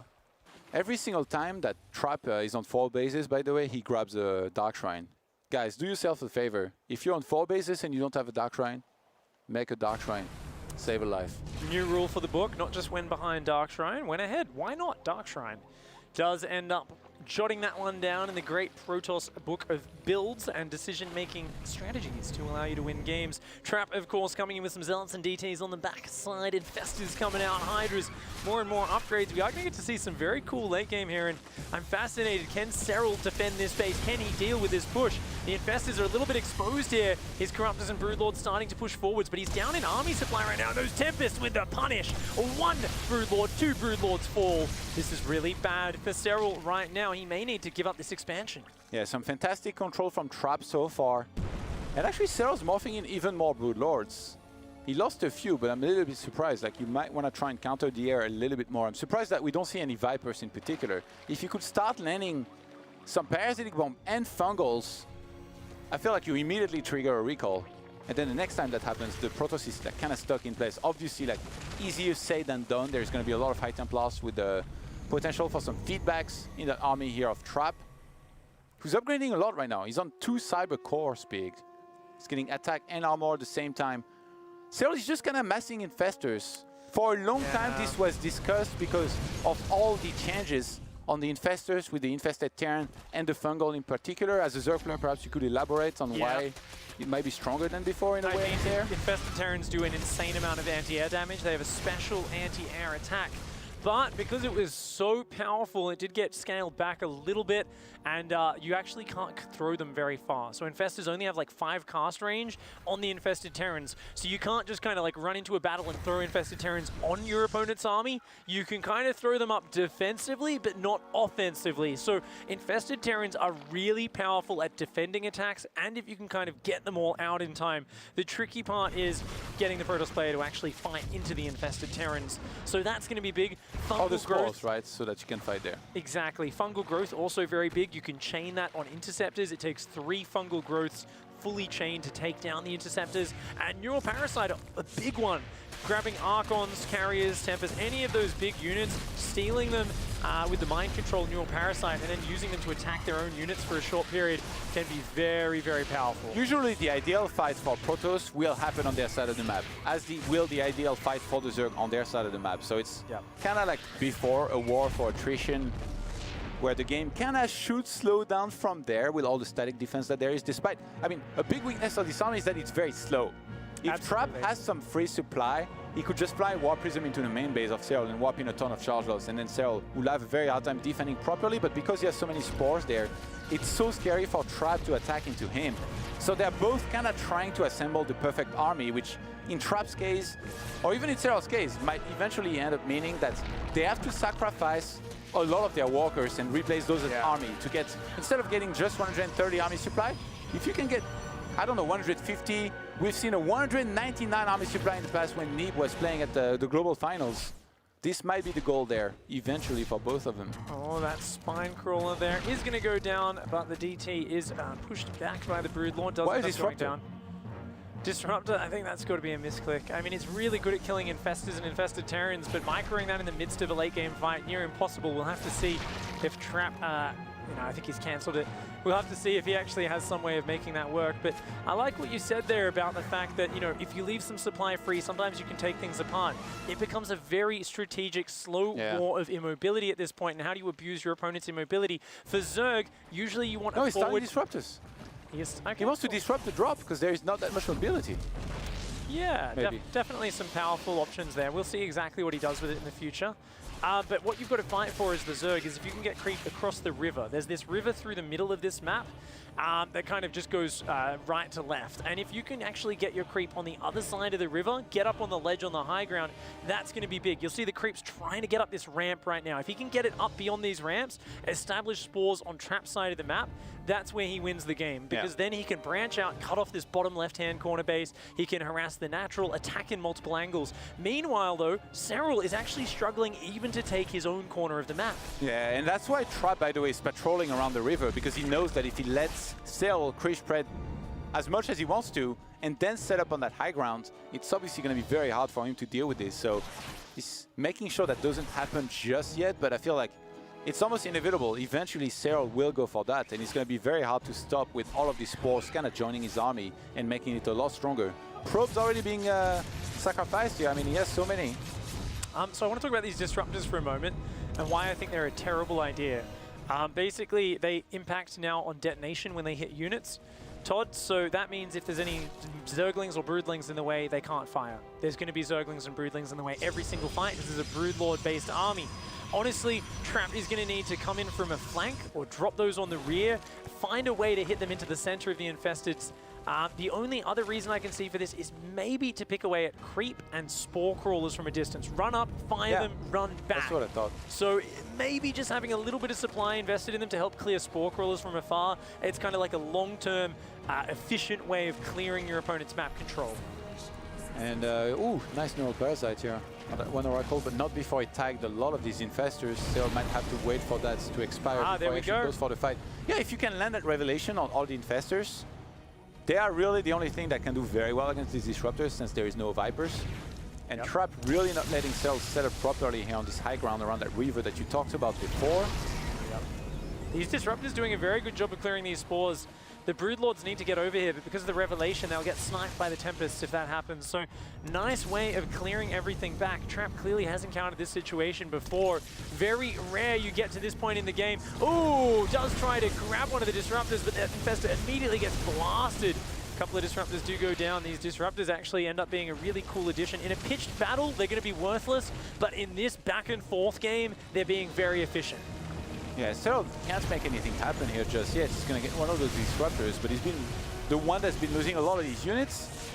Oh, and counter-attack once again with the Hydralisk from Serral. They don't do much with his army anyway. They just get stormed and die very quick. So looking to try and do some damage on one of those important bases here from Trap as he's securing his own on the top right-hand side. I think Serral's whole army just got revelated. No, it's not revelated, and he's pushing creep onto the high ground. That is crucial. That Hydra attack actually pulls back and saves itself for now as well. If he can just get an Overseer over there, keep hitting that bottom left with a counterattack, if he gets this creep on this high ground, it is going to be massive. Serral wants to push forward and cut the area out in between Trap's bases, but for now, the Revelation goes down, the Tempest's being sieged, the Spore Crawl is being pushed back, Trap being incredibly cost efficient. And here we go, Serral wants to pull him out of position again, but the cannons are good. And keep in mind, guys, Trap remade a lot of gateways in his main base, and he's been upgrading very consistently for those gateway units. He's got 15 in total. That means that if he loses this army, he's going to be able to reinforce straight into the fight with a lot of stuff like Zealots, or usually Stalkers to try and either finish the game or force Serral to remake lower tier units instead of just letting him remax with a lot of air. Two Disruptors go down there for a Spore Crawler. Banelings come in and hit their cannons. All clumped up, they do go down. The Hydra is going to try and snipe out this expansion. A very nice counterattack. The Trap is moving back. Ooh. He's moving back to that location. That might be the green light for Serral to move up that river, set up the spores, and go quicker. This is so nice for Serral. Yeah, Serral was being a little bit inefficient with some trades, but this is a good one. The Hydras are going to get caught on the retreat. And here we go, Trap. He's got a smaller bank overall in minerals, but his gas count is still incredibly powerful. It's all about the spell usage for both sides. Notice there's double Oracles, double Disruptors being built here. The Disruptors haven't really been cost efficient. That's cute. One cheeky boy burrowed under the Nexus. No base for you, buddy.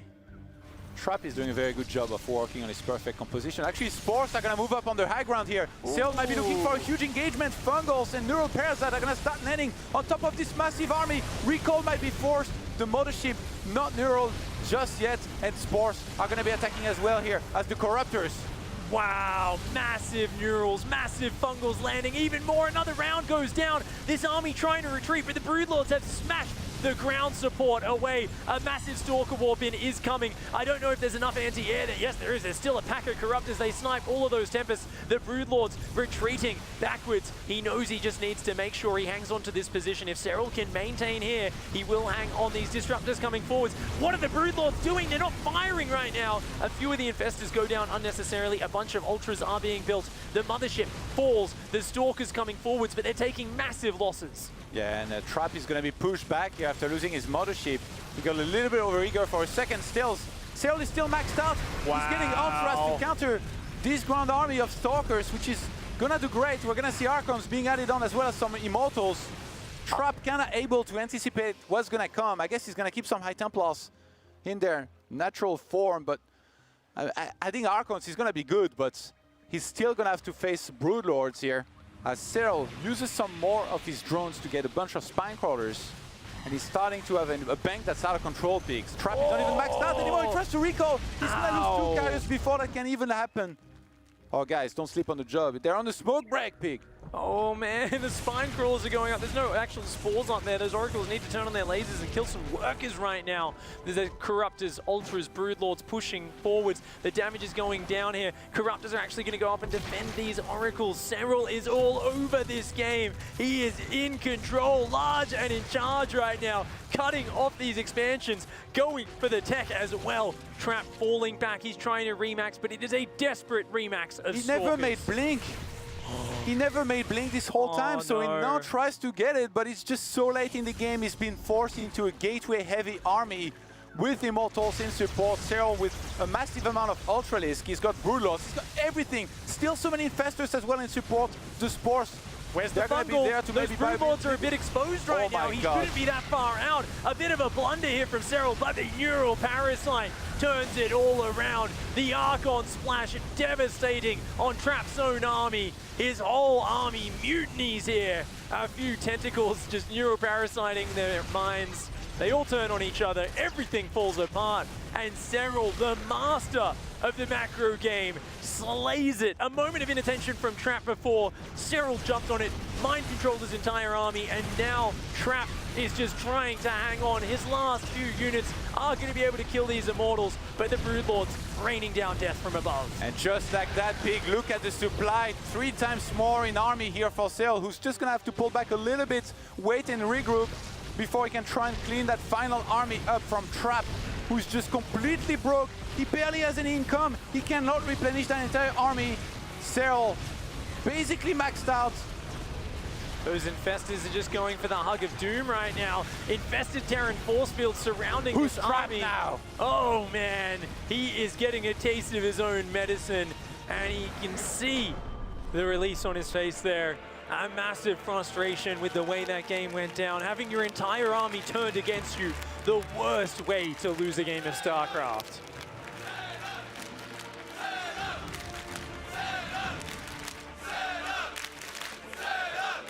The moment the Spores moved up, that's when all things started to go right for Serral. He landed a couple of very important neural. There was no high temp loss in position to storm or feedback.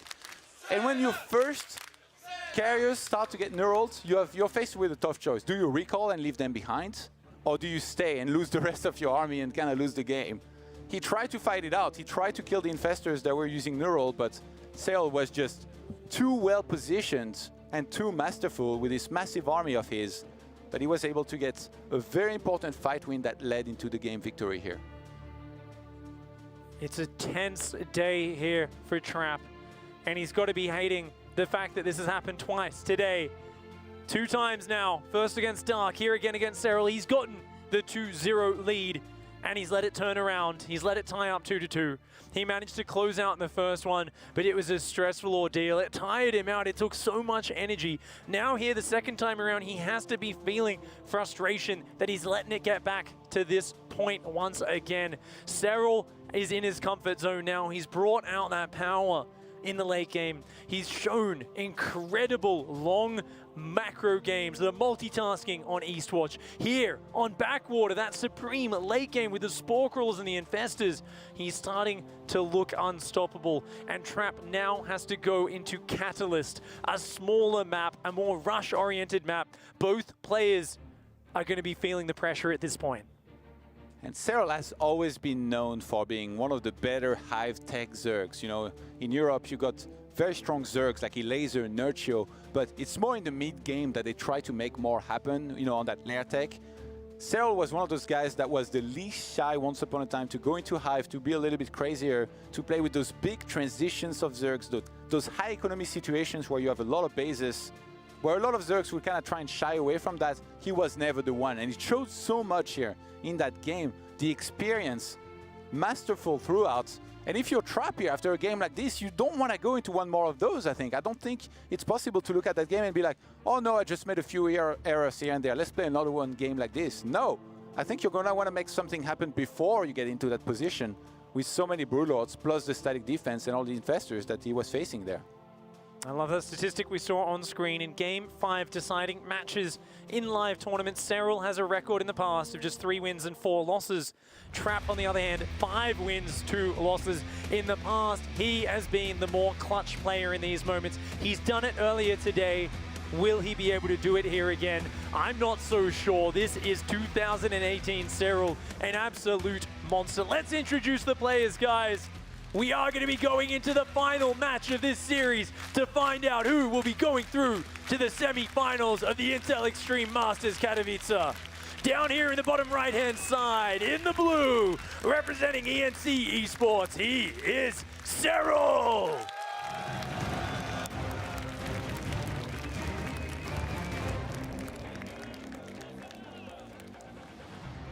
And his opponent up here in the top left-hand side of the map.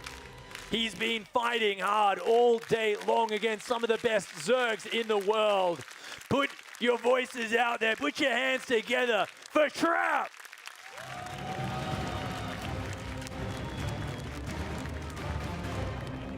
Huge momentum swift here in this series with Serral really regaining control, staying composed and looking fantastic in those last 2 games, I have to say.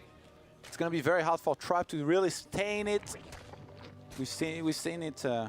He's been the clutch player more times in the past.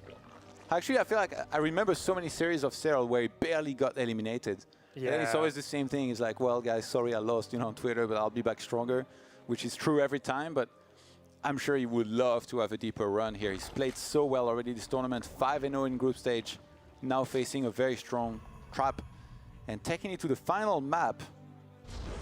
What a set of great series we've had today. This one included. It's cool to see the different character throughout the different players. Here in this one, of course, it's been all about respect between the 2 opponents.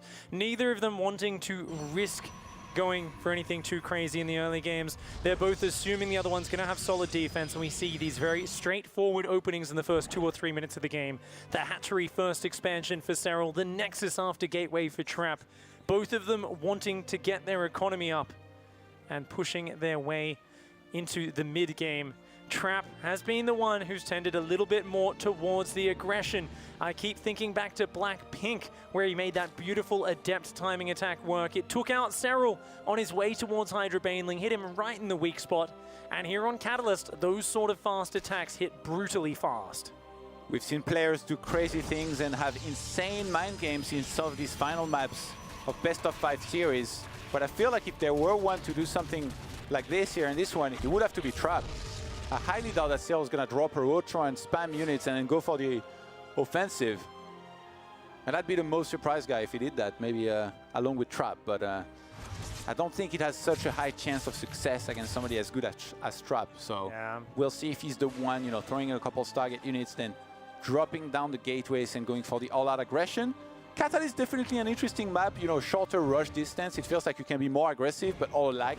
It's not necessarily that hard for your opponent to set up well defensively and do a good job of that. Like we've seen Serral really kick into gear with that creep spread. Imagine if here he gets like 4 creep tumors, he's already in the middle of the map.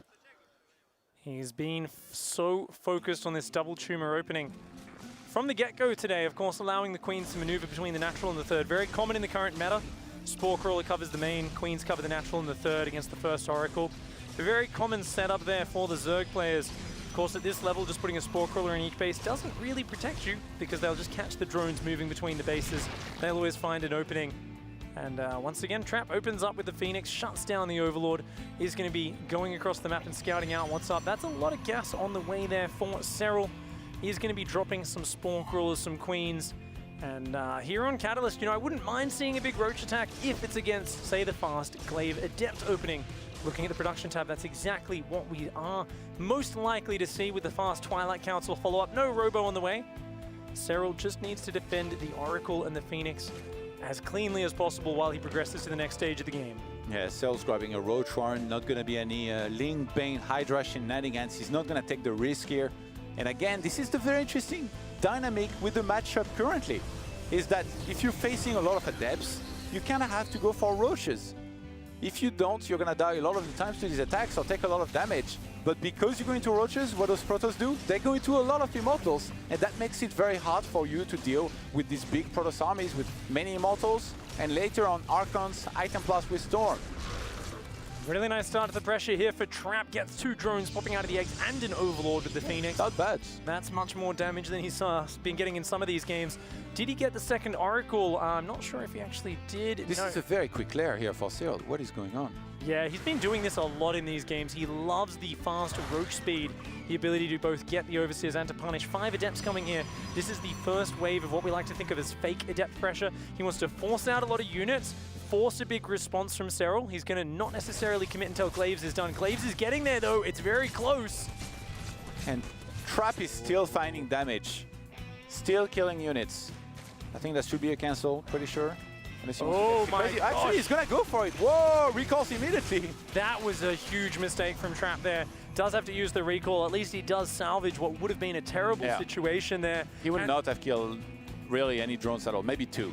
and lost all of this. Oh, you know, there's double robo going down, but it's not up yet. This is actually the situation where I wouldn't have minded a huge roach commitment across the map, but Serral playing it safe as always. He wants to go to the next stage. He does not want to risk it on some big silly roach attack. He's just going to drone up behind this while adding on the tech. Now, because he's opened up roaches, I'd love to see Hydras and Lurkers as the follow-up. I think that really is one of the best ways to transition. And in his mind, he's got to be worried about that adept timing from Blackpink. He sees a lot of sentries and adepts there. That's the same setup that he saw in that last game. Now, he doesn't know that it's actually 2 robos this time, but still, we see no Forge from Trap. We don't see a Templar Archives. He's looking like he's very focused just on getting that third setup and established. Remember back then, though, I think he was playing Ling, Bane, Hydra, right? With almost exclusively Ling and Banes to try and defend when he dropped the Banelings. This time around, he's got Roaches, he can morph in a lot of Ravagers. It's very hard to dodge a lot of corrosive bile if they're spammed properly, so I feel like it would be very different. We do have a Hydra then here starting for Serral. He's not really the kind of guy to get tunnel visioned into just Roach Ravager and something like Banelings. It is a slower Hydra tech though, but his Zergling saw probes rallying to the third. That told him that Trap is committing to the economy, which is why Serral feels safe adding the 4th base, more drones. He's going for Overlord speed, the Hydra tech. This is good news for the Finnish fans out there, for the fans of Serral. He's going to be trying to get up to about 75 workers, and then he's going to be looking to drop from multiple angles, come in with Roaches and Hydras. Meanwhile, Trap, super focused on this mass Immortal game. He is now starting up the Templar Archives, and he's going to be going for this big, massive, ground-pounding army. And immediately upon the Hydralisk Den finishing, we see Muscular Augments starting Hydralisks and the Lurker Den here from Serral. I mean, he did so well that one game where he got a lot of Lurkers. It really feels like if Serral can set up well on 4 to 5 bases, reach the max army and start building a bank, that's his comfort zone. He doesn't want to play as much of those crappy games where he's getting overly aggressive against somebody like Trap, because that just doesn't seem to work. Yeah, someone like Trap can be very decisive and intelligent, but for Serral, his strength is, like we talk about, his mechanics and his decision-making, especially positionally over time. The longer the game goes, the more of a margin there is for him to not lose to one silly mistake. He wants to push it to that longer stage because he knows that over time he tends to gain advantages just by being faster with his hands, by being better with his positioning. And this is why he is well set up right now. Zerglings want to slow down a 4th in the corner. Lurker Den is on the way. The upgrades for +2 coming down. The Lurker Den, Roaches and Hydras spilling out all over the map. Trap realizing that Serral is going to start being annoying, is going to push into the center of the map. He's going to drop, I think. So likely he's setting up Overlords on the left side. I think that's first for Vision. But if he realizes that, you know, Trap might not be ready for it, I think it would be good to start and drop, because when it's there to really catch this, nobody really goes blink here, right, with Stalkers to really punish that. So even if Immortals and units come in position to defend, you can just kind of pick up and leave and redrop elsewhere. It's very hard for Protoss to defend in so many places at once. And I think one of you, maybe you or Roti talked about it earlier, from the moment Protoss takes a 4th base, that's when you want to start in doing that. When they're on 3 bases before, it's very, very hard to do that because they're well set up on just a few bases. It's much easier for them to defend. Absolutely. And we see that now. The 4th base has come out. Serral actually running right past his army here, catching a few War Prisms on the map. One of them does go down. He's rejoining his drop defense squad, realizing the Prism isn't a threat any longer. His main drop going into the main base. He realizes the army is way out of position right now for the Protoss player. Trap only now going to spot this drop coming in, and here we go, unloading those Overlords in the main base. That's going to be a huge amount of damage. Recall is going down. Is he just going to fight it? He's looking to engage. I don't know if that's the right idea. He's going to take down a few of these High Templar. A nice start to things, but he's got to get out of there. Hot pickup going to be flying on out of that base. Most of those units are going to be dying. A few Roaches, though, getting into the back of the natural. He's going to keep dancing these between the bases. Impressive multitasking from Serral. And this is, like I said, there is not enough area to properly deal with this here. For Trap, who's trying to chase, he's trying to engage on the ground with enough units, storming some of these Overlords, but the one that's empty is the one that's being targeted. Still getting a great engagement on the right side, catching a few of these Immortals. If he can reduce this army count, Serral might be able to swarm his opponent here with his massive production and bank on the other side of the map. From down 0-2, he is back with a vengeance.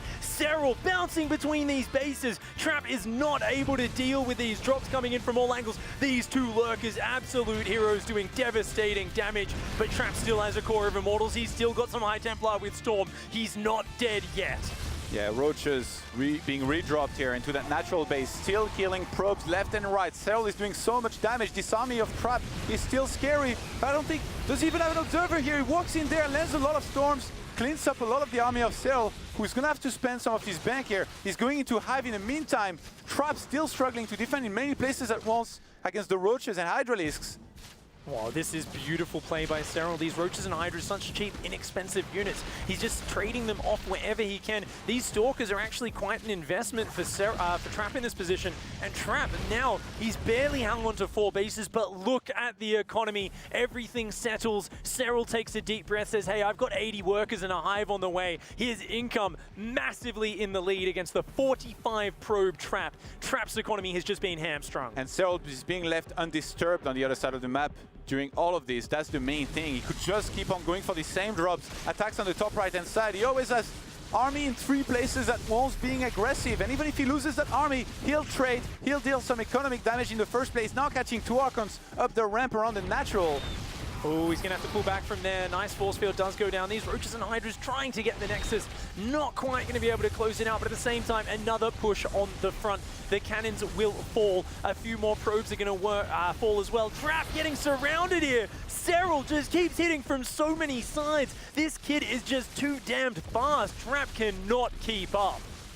Yeah, Trap is struggling to stay alive here at this point. From there, he has to sack the Vault base. There was no way he could go down and defend that. Adaptive Talents on the way now, Pig. And more upgrades for Zerg player, who's not even dropping anymore, but he's still attacked in so many places that Trap is just falling apart. He's supply blocked. He doesn't even have enough pylons to make any more units. Oh, these lurkers here in the perfect setup. The Roaches and Hydras pull back, leading the Immortals into their spines of death. The lurkers doing so much. The Storm's coming forward desperately. Trap needs to hang on to this base. He can't quite do it though. The Hydras and Zerglings wrapping around from all sides. Serral is unstoppable. The Swarm is here, and he completes the reversal with a 3-2 victory. Serral will be going through to the semi-finals.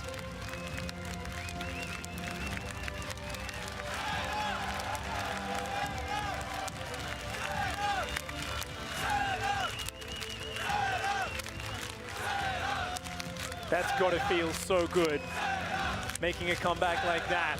This isn't something you get to do every day.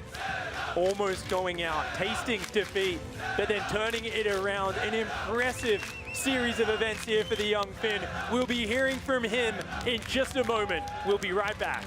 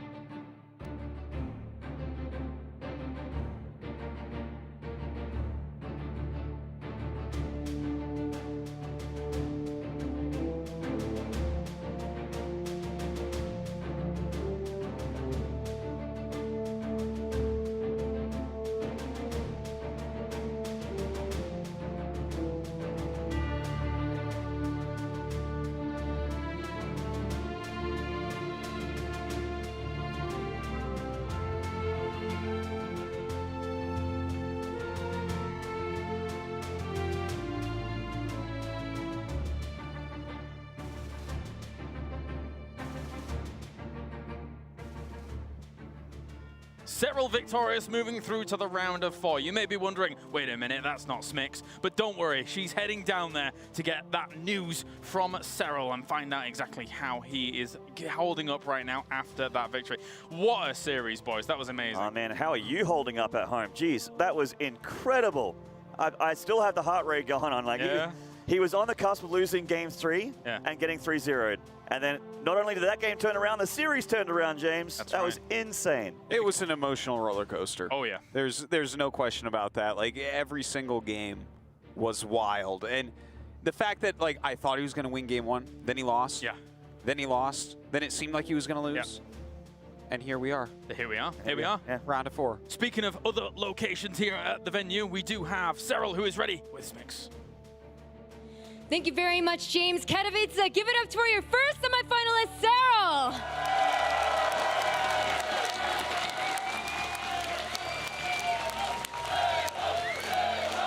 Serral, that was an absolutely fantastic series.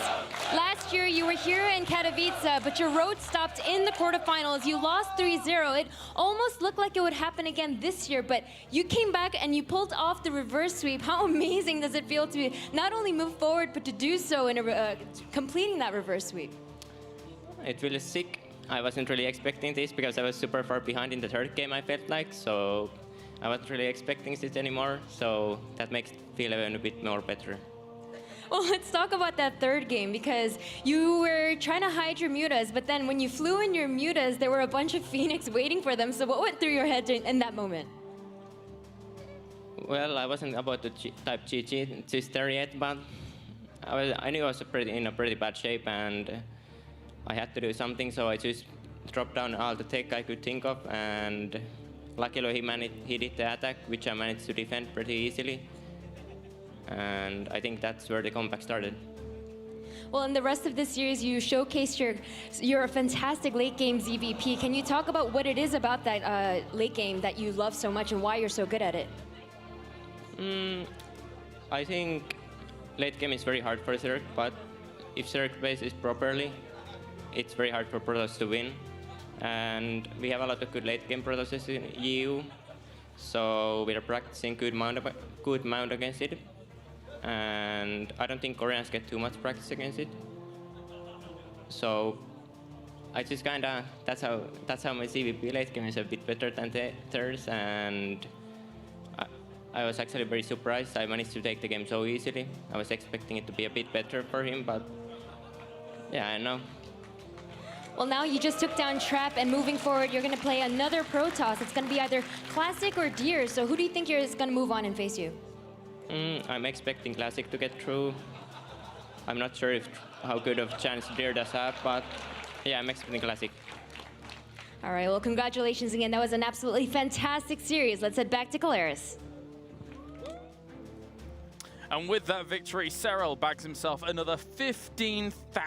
$15,000 extra for a best of 5. So $25,000 in the bag there for him as well. And, you know, Artosis, before we got to the interview, you said it was a very emotional series. You could see it in Trap. After those last two losses, the burn that he must have felt within him, you could see the frustration building up, and especially at the very end. Very rare that you get to see that kind of reaction from our Korean players. Well, I think Trap is a player that last year he wasn't happy with how he played. This year he's really practicing hard. I think he's aware of how good he is. Yes. And to have the story he's had so far in this tournament, the fact that he just beat Dark in an epic series, and then like he's up 2-0, and like Serral said, like the commentator said, like everyone said, it felt like he was going to 3-0, and then he loses. Yeah. Yeah, that's emotional, man. Like, he's expecting a lot from himself. I can't even imagine being like a hair's breadth away from winning the ace match of the series, and then everything falling apart from then onwards. Can't even imagine it. Don't even like to think about it. Makes me feel weird. Artosis, I think you do have a final clip for us from that last game, correct? Yeah, I wouldn't mind just walking through the magnificence that is Serral. Absolutely. If we can jump into this game, right? I mean, at this point that we're at, look at the actual unit tab, okay? If you look at this army supply and you look at this unit tab, 8 Immortal, 2 Archon, you have 3 Sentries, 6 High Templars, and the army is basically 19 Hydra, 23 Roach. When you look at those two armies, if they just run into each other, Protoss wins. just to make this really clear, okay? And if you look at how the bases are, it's like, okay, the 4th is about to finish here. The 5th just finished, no drones there. Okay, this is like a pretty good game. Yep, yep. But that's where Serral went crazy. Like, this is insane. If you look at how many different things he does, I'm going to put it a little bit faster so we can get through. Look, all right, so he does the drop. Of course, we saw the High Templars here. Yeah. But he's actually starting to send units all around, right? Here's some Lings moving, some Roaches and some Hydras. He drops Roaches back here. Yep. Oh, what's this over here? Still waiting with this set of units. He is actually everywhere for the rest of the game. This game only goes on for another 2 minutes from here, but it is just non-stop with him using a set of units that should lose to what he's against to destroy it. Yeah, it seems like a dismantling once you give Serral the opportunity to fully flourish on the map. Yeah, I mean, he's just so good at this type of play because, again, this army, if you run this into the Protoss army, you're not going to win like this. But just utilizing drops, splitting up the army, his multitasking, his tactical play. Yep. This is a guy that could win the tournament. Let's take a look at the bracket then, as we do have our first round of 4 member, and it is the Finnish phenom himself, Serral, our WCS circuit champion currently, and he is looking for more in a bracket full of Koreans. But oh boy, are our Koreans fearsome, and are they amazing, because the next match coming up is going to be Dia going up against Classic. Thank you very much, guys, as we take this break. When we are back, Dia versus Classic PvP to find out who moves on to the round of 4. All eyes are